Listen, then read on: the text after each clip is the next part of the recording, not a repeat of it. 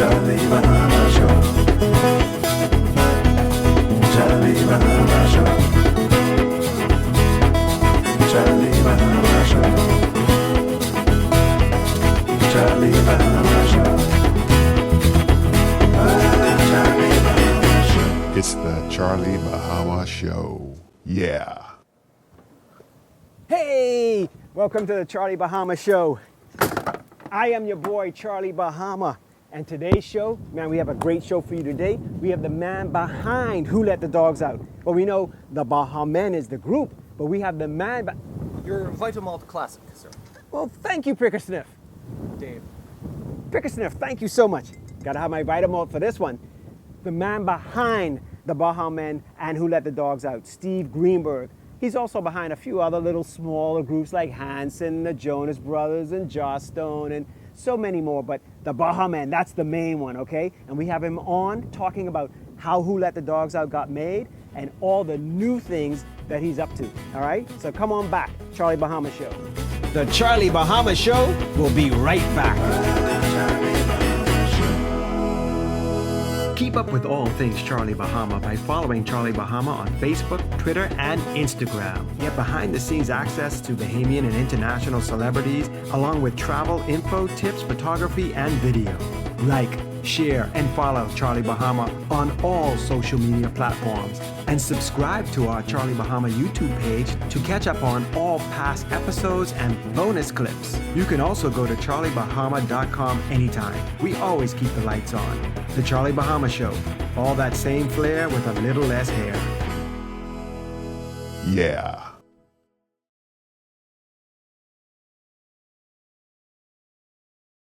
Hey, welcome back to the Charlie Bahama Show. And as promised, I got the man behind Who Let the Dogs Out. He's the dog keeper himself. Steve Greenberg is in the house. What's up, Steve?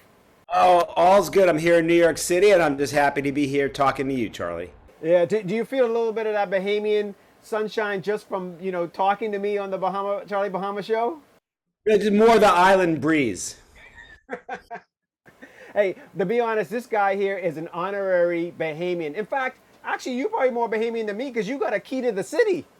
I did. I was fortunate enough to receive the key to the city. It was in 2001 after the Bahamen won the Grammy for Best Dance Recording for Who Let the Dogs Out. And there was a big parade down Bay Street in Nassau, and we got the key to the city from the Prime Minister. It was very exciting. We were all parading down Bay Street in these convertible cars holding our Grammys up in the air. It was very exciting. Wow, I got nothing from the Bahamas. They don't even give me a lock or anything. They give me a broom and they tell me to clean the streets. That's about it. But you do know a lot about, especially Bahamian music. So I want to let people know because you are obviously an A&R, head of your own label. You've worked in all aspects of music. So actually, let's get a little background on you because you're like, to me, an artist's A&R guy. Like you really love the artists, And before you came on at the intro of my show, I let everybody know that you were not only the man behind the Bahamen, but also Hanson, Jonas Brothers, Joss Stone, so many more, AJR. But tell us some of the earlier people where you started, because there was a lot in that like sort of blues or soul type of thing. Yeah, I mean, actually, funnily enough, I started out by doing like historical compilations of like older music where we were putting stuff out on CD box sets back in the day. So I did a lot of that kind of stuff. I did a thing called the Complete Stax Volt Singles, which was the history of a label that was based in Memphis, Tennessee in the 60s that had Otis Redding on it and Isaac Hayes and Sam and Dave and all these people. And then I moved into contemporary A&R, and the first job I had was as head of A&R of a dance pop kind of label called Big Beat Records, which was owned by Atlantic Records.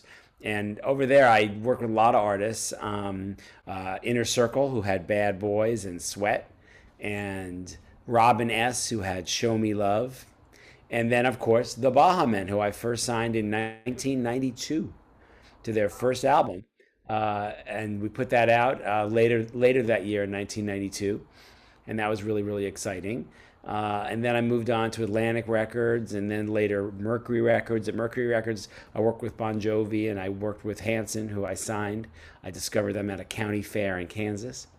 And then started my own label, S-Curve. And the very first record we ever put out on S-Curve was Who Let the Dogs Out. In fact, the reason we even started a label was to put out Who Let the Dogs Out.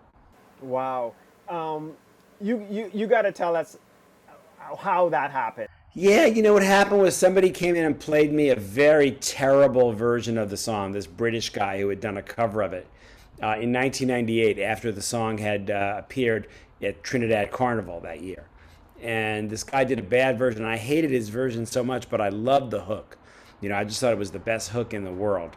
And so I put the CD that the guy gave me up on my shelf, and I said, one of these days I'm going to figure out the right way to do this song, and we're going to have a hit.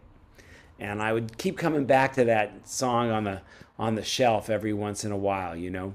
And eventually I just kind of thought, oh, I got an idea of how to do this song and make it work. At the time, there was a big record called Whoop There It Is by Tag Team.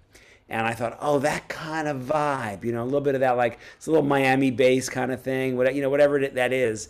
That kind of vibe, I can see, like, if you married that vibe to this song, Who Let the Dogs Out, maybe you could have a big hit, you know. But I needed somebody to sing it. So I thought, oh, what about the Bahamen, right? So I called Isaiah from the Bahamen, and he didn't want to do it. He didn't understand why I was so excited about it. Like, this song came and went already, you know, whatever. But not everywhere else in the world it hadn't. So he finally agreed to do the song, which was very generous of him. And then I found out that Nehemiah, who was the lead singer of the Bahamen at the time, he had been the lead singer for a long time, actually, had decided to leave the Bahamen and go out on the road and be Lenny Kravitz's backup singer. Now, Lenny Kravitz is somebody, of course, who you, Charlie, have a long relationship with. And in fact, you were the one who introduced us to Lenny Kravitz a few years earlier when he worked on one of the songs on the Bahamen's album. And that was purely because of your connection. So the Bahamen knew Lenny through all that.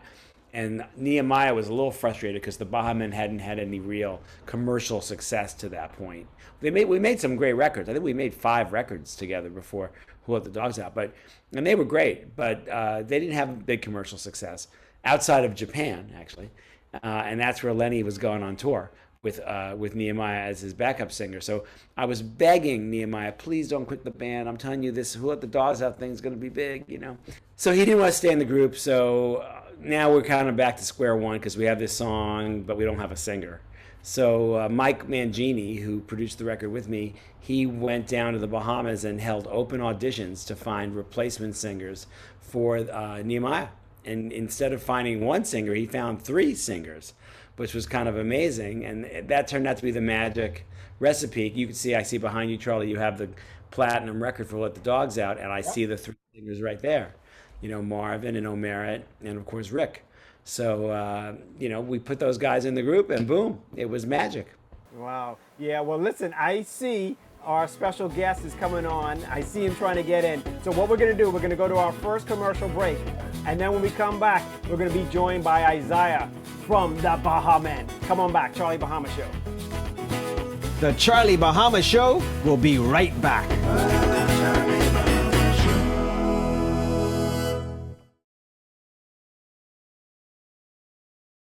Hey, welcome back to the Charlie Bahama Show. And now we are so honored to be joined by my good friend Isaiah, the leader of the Bahamen and probably the wickedest bass player, you know, in the world. You know, this is it, not just in the Bahamas, in the world. This man knows what he's doing on that bass. Isaiah, man.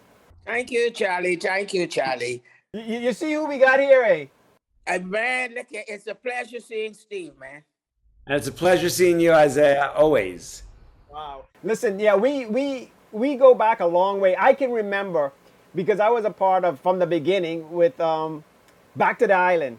And I remember sitting there, that's when I first met Steve. And so Steve, we spoke about Who Let the Dogs Out, and we all know that, you know, Zaya, just like me, was like, we ain't want to do this song. But let's go back to the beginning. What did you see in High Voltage at the time? Now, I knew High Voltage because of my show Electric Air. High Voltage was on the show a couple of times before they became the Bahamen. What did you see in the high voltage when you first, heard them? Like, what made you go, I gotta sign these guys? That's a pretty good story, actually. What happened was I was the head of A&R of this label, Big Beat, as I mentioned, and a producer who lived in New Jersey at the time, but who was originally from the Bahamas Yeah, and still Bahamian. strong connection with the Bahamas, named Kendall Stubbs, Yeah. came into the office, and came in really to play me songs for one of the groups that we had on Big Beat at the time called Jomanda. And first of all, he came in and he came in about an hour late for the meeting. And he came in, he was all covered in sweat. It was the summer. That's Steve. You should know by now. That's Bahamian time. Okay. An hour late, he's on time. Okay. But he comes in and he gave me a whole tale of woe. He said, I had such trouble getting to the city. I had to come through the Lincoln Tunnel and it was jammed. And I spent like a half hour stuck in the Lincoln Tunnel in, high heat. And then I came out and I was looking for parking, circling and circling. I couldn't find any parking. And then I finally had to park the car in a garage, and the garage cost me $35. And it was just like this very sad tale. So I said, well, don't worry about it. Just let's hear the songs. So he plays one song for Jomanda, and it wasn't what we were looking for. And he played another song for Jomanda, and it wasn't what we were looking for. And then I said, okay, well, what else you got? He goes, no, that's it. Now, he'd been in my office like a grand total of about 5 minutes. And I felt really bad because he told this tale of woe. It took him 2 hours to get to the city, and he cost him $35 to park. And he was so frustrated and sweaty and, all that kind of stuff. So I said, well, don't you have anything else you can play me? Like, just play me something, because I just didn't want the meeting to end that quickly because it seemed not fair, after he had made so much effort. So he said, well, all I have is this one like local Bahamian thing, but you won't be interested in that. I said, just play it for me. I just wanted to keep the meeting going a couple more minutes, So he puts in Back to the Island by the Bahamen, which actually I think at the time was presented to me as The Crow, and it was by High Voltage. And I heard it and I said, well, this is great. This is the best thing you've played me, I love this. I want to put this out. And he thought I was joking with him. He said, you don't. I said, no, I really do. I want to put this out. And so he got the wheels in motion, and I'm guessing that probably the next thing he did, Isaiah, was probably call you. Yes, he did. Tell me about that. I mean, Zaya, we're from the Bahamas, so we know how hard it is to get, any kind of notice out of the Bahamas. Like anybody to pay attention to us, out of the Bahamas. It's so hard for us to get our music onto the international stage. So when Kendall called you, you must have thought he was joking, eh? Absolutely. When Kendall called, I'm like, man, you sure? I said, you really sure? He said, I am sure. I said, okay, then let's go. Let's go. And when you look at it, Charlie, out of all the people I've ever worked with in my whole career, man, and I'm not saying this because he's here on the interview. I'm saying it because it's a fact. I enjoyed it. And I always talk about it. Steve is the best. Oh, it's nice of you. Yeah. No, he is. It's no. What I love about Steve, he's real. Mm-hmm. You work with a lot of people, but a lot of phony people. But Steve was real. And what I loved even more, he was hands-on. Here it is. You got someone who's on you and who wants to make sure that it's right. Man, you embrace that person because that don't come by every day. Yeah, I believe that you got to get things really right. You never know what's the thing that's going to turn people's head for good or for bad, when they hear music. You want to try to get everything as right as possible, and you don't say, oh, that's not important. Everything's important, and you got to try to get it all right because you never know what the thing is going to make it click. Now, I remember when we did Who Let the Dogs Out and we were mixing the record and we brought the mixes to be mastered, which is the final stage of record making. And there was something that was just slightly off about the CD from the board that we were mastering the record from. There's something wrong. It doesn't have the magic in it. And I had this other CD in my bag. It wasn't even in a case. It was just like laying there in my bag, carrying it around for days. I said, let's see if this still works. I remember I walked out of the studio with this, and this was right. And Mike Mangini, who mixed the record, actually said, no, it can't be any different. It's a digital copy. They have to all be the same. There's no difference. I said, let's just put this in. We put in one, and the one I had this like kind of more piercing sound on the snare on the verses. I'm not sure why. Nobody's sure why to this day. Why it was different from the one that he came into the studio with, because he pulled it off the same file on his computer and just burned a CD. But there was something about it, and when I put the other one in, he said, "Oh, you're right. This one's better. This one has something going on, some mojo, going on in it that the other one didn't have." I said, "See, I told you there's magic in this one." So that's the one that we used for the record, the one that had been lying around in my bag. I've been carrying it around, going to the gym with it and stuff, for like a week without a case. And thankfully it was not damaged, because I don't know that the record would have been a hit, because there was just this little thing, it just cut in a good way, and the other one didn't cut the same way. And I know that's a hard thing to kind of get your head around, that would matter, but it did. Like, for me, one of the things that I do as an A&R guy, one of the most important things I do, is I just play music for people. Like, people come to my office, and I just play them everything I'm working on. Like, doesn't matter who they are, I don't care.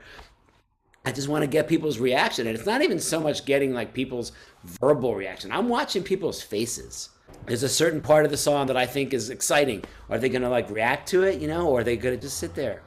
And I knew that with Who Let the Dogs Out, every time I played that record for people who came into my office, the chorus would come on and everyone would be excited about the chorus, whatever it is. But then you got to the verse. And when you got to the verse and they heard that beat cut through, it was at the same moment that everyone would it was like, the party was nice, the party was jumping, yippee-yay.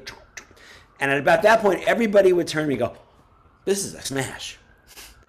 And I knew that like without the verse sounding the way it did, they would have liked the chorus. They would have walked, "Oh, good chorus, but not much of a record." You know what I mean? But because the verse was so cool sounding also, they were like, "Oh, this is a smash."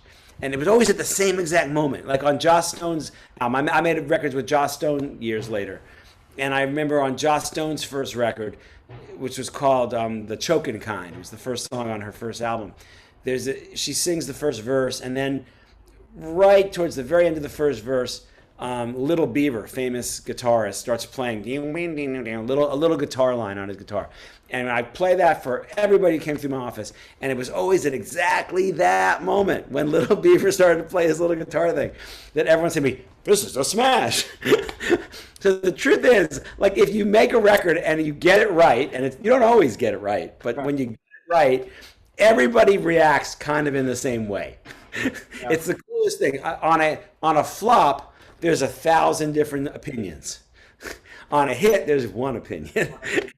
Yeah, I will tell you that's right, because Steve, you do play, because I was, the beneficiary of listening to a lot of this music, and I'll tell you the story about Hanson, okay? Because I remember at your Christmas party where you played me Hanson, but we're going to go to a commercial break, and then we'll come back and I'll tell you about that story with Hanson, okay? More Charlie Bahama right after this.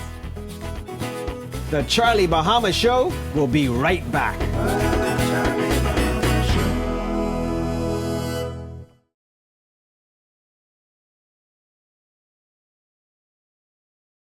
Well, welcome back to the Charlie Bahama Show, and I'm here with Steve Greenberg and Isaiah from the Bahamen. And before we went to the break, Steve, I was telling you about how you do play music, and I was, I got to hear a lot of artists that you were gonna sign, maybe didn't sign, and some you did sign. And I'd be in the studio a lot with you because we remain good friends. I mean, as Isaiah said, you are such a real person, and we remain friends. I mean, going to each other's weddings.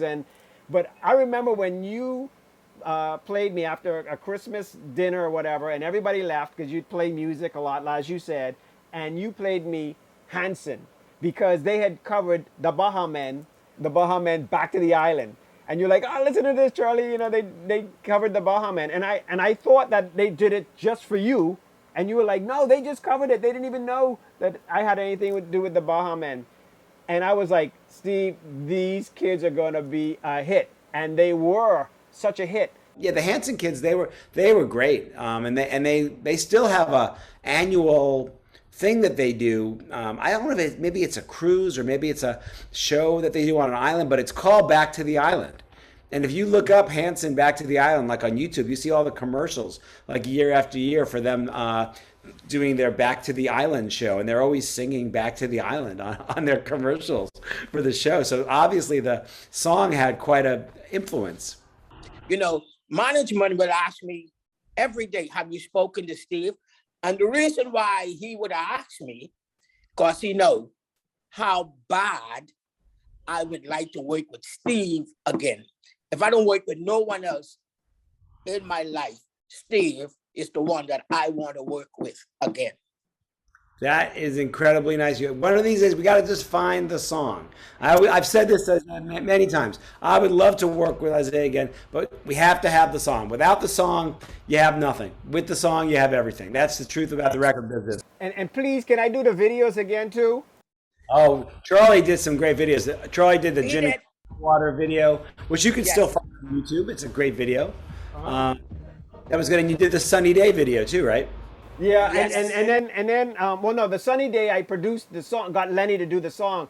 Back to the Island, I wrote the video, and put it together for Glenn Headley. But yeah, because of Steve, I just realized this. My 2 gold records or whatever, gold and whatever, is because of Steve. That one and this, Joss Stone. Charlie is an incredible photographer, and he took the picture that's on the cover of that album. Otherwise, if it wasn't for Steve, I wouldn't have any gold records, man. No, either one of us. That album. Either one of us. That album sold 3.5 million albums worldwide. So there's 3.5 million people in their house that have that picture taken by Charlie Smith. How is it to be back out on the road, Zaya? Oh, I am loving it.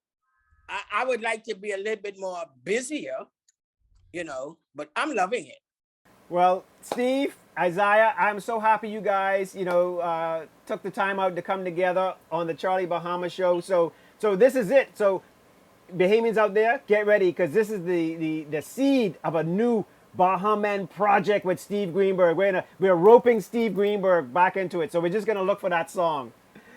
Anyway, listen, you guys, both of you. If anybody out there has the song, let us know. Let us know. Call Charlie Bahama, and I'll get it to them. So listen, the 2 of y'all, thank you so much, and have a blessed day. And Steve, hopefully I'll be up in New York soon to see you. And Zaya, it's always great to see you when we're together. So. But listen, is Junkanoo back on this year? No, it's not the way I'm there talking about it, but it will not be the way we used to it being. It will not happen till next year. Really. Okay. All right, Steve. So get yourself ready for next year. And we'll be ready for that new Bahamen song too, all right? All right. All right, you guys. Okay, bye-bye. Love seeing you all. Bye. Likewise. All right, buddy. All right, more Charlie Bahama right after this. If you want more Charlie Bahama, go to any of our social media pages or subscribe to the Charlie Bahama YouTube page.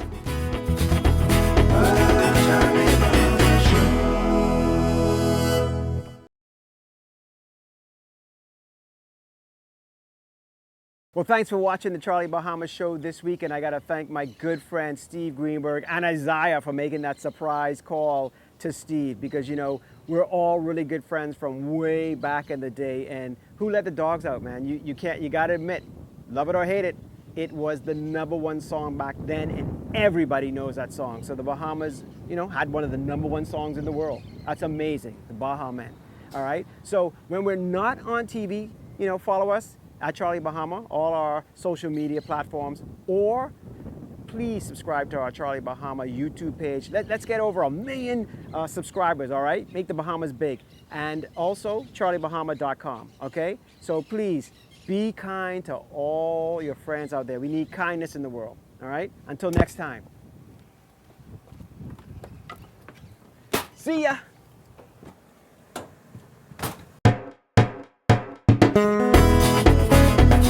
Charlie Bahama Show. Charlie Bahama Show. Charlie Bahama Show. Charlie Bahama Show. Charlie Bahama Show. Charlie Bahama Show. Charlie Bahama Show. Charlie Bahama Show.